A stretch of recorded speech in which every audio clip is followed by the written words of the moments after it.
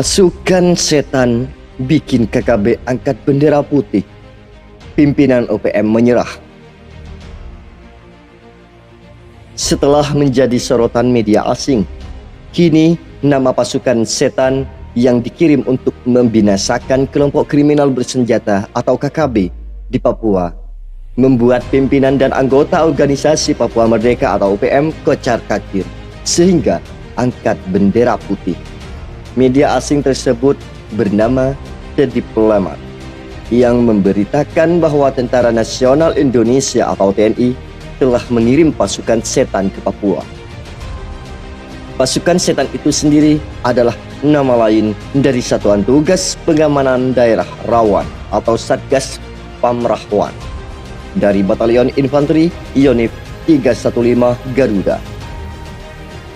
Disebut pasukan setan karena kerap ditempatkan di daerah-daerah rawan konflik, termasuk di Papua yang tengah bersinggungan dengan KKB. Lebih lanjut, The Diplomat menggambarkan bila wilayah yang bermasalah di Papua akan ditumpas habis oleh pasukan setan tersebut. Indonesia kerahkan pasukan khusus ke wilayah Papua bermasalah, tulis The Diplomat dalam judulnya. Wilayah yang tidak nyaman tampaknya akan mengalami siklus penumpasan militer dan serangan balik separatis lainnya, tulis media asing asal Amerika Serikat tersebut di bagian lead-nya.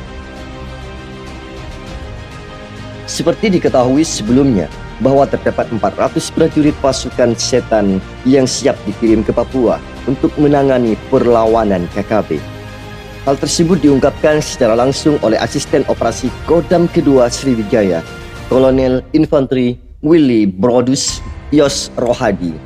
Sudah disiapkan pasukan setan 400 personel, kata Kolonel Willy. Namun seperti memberikan efek kejut, tak butuh waktu lama, label teroris dan penerjunan pasukan setan akhirnya membuat kocar-kacir organisasi Papua Merdeka atau UPM. Bahkan Gubernur Negara Republik Federal Papua Barat atau NRFPB Alex Hamberi yang juga salah satu pimpinan OPM akhirnya juga ketakutan dan menyerahkan diri. Alex Hamberi bersama 17 anggotanya mendatangi Satgas TNI Polri untuk kembali setia kepada NKRI.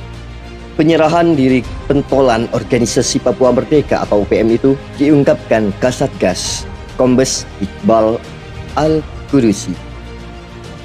Kombes Iqbal menjelaskan penyerahan diri pimpinan OPM dan anak buahnya dilakukan di Kampung Sima, Distrik Yaur, Nabire pada Selasa malam.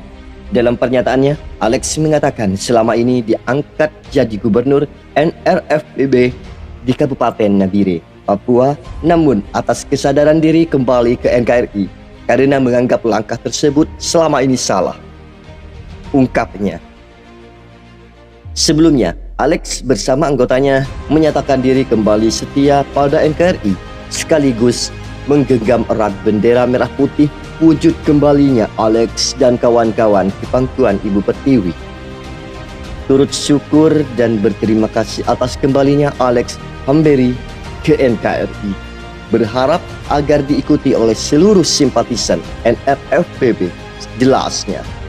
Sebelumnya, pimpinan KKB atau kelompok kriminal bersenjata Distrik Kosiwo, Noa Ororai juga menyerahkan diri dan menyatakan kembali ke pangkuan Ibu Pertiwi. Penyerahan diri Noak Ororai tak lepas dari upaya Kapolsek Kepulauan Yapen, Papua, AKBP Ferdian. Sebelumnya, Ferdian melakukan pendekatan kepada istri dan anak kakak kandung Noak.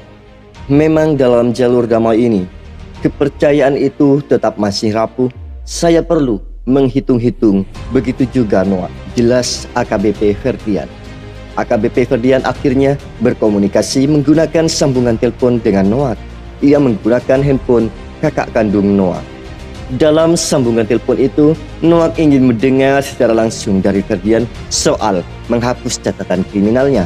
Ya, saya akan hapus catatan kriminalmu, tutur AKBP Ferdian kepada Noak.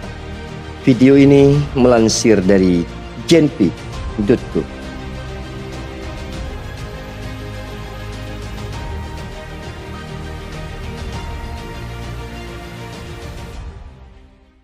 Pemekaran wilayah di Papua 2 provinsi menjadi 5 provinsi merupakan salah satu upaya pemerintah untuk mempercepat pembangunan dan meningkatkan kesejahteraan masyarakat di Papua. Ketua Majelis Permusyawaratan Rakyat Bambang Susatyo dalam wawancara eksklusif dengan FIFA pada program The Interview di Jakarta, Sabtu 30 Juli 2022, Bambang Susatyo menjelaskan, pemekaran wilayah itu merupakan bagian dari tata kelola pemerintahan agar aparatur negara dapat menyentuh langsung masyarakat. Dalam teori manajemen, kendala pemekaran wilayah akan langsung menyentuh kepada masyarakat sehingga dapat memperkecil ruang-ruang korupsi, kata Bangsat panggilan akrabnya. Nantinya, penyebaran dana otsus atau dana pembangunan akan lebih merata dan diharapkan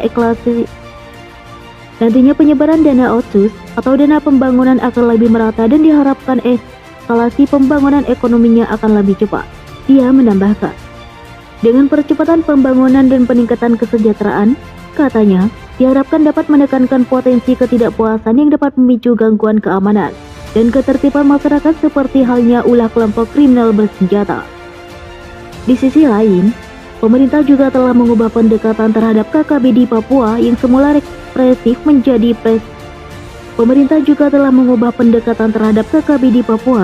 semula represif menjadi persuasif.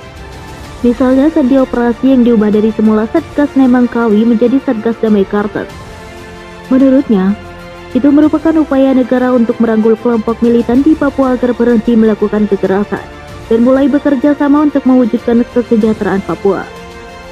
Intinya pendekatan soft power ini bisa efektif kalau serangan KKB tidak brutal, ujarnya, memberikan penekanan.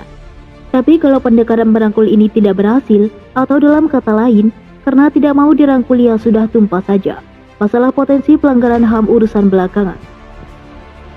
Wakil Ketua Umum Partai Golkar itu mengingatkan, seruan kerasnya agar aparat tidak berkompromi terhadap KKB di Papua, demi melindungi dan mengutamakan keselamatan masyarakat, dan negara bertanggung jawab atas keselamatan mereka, ujarnya.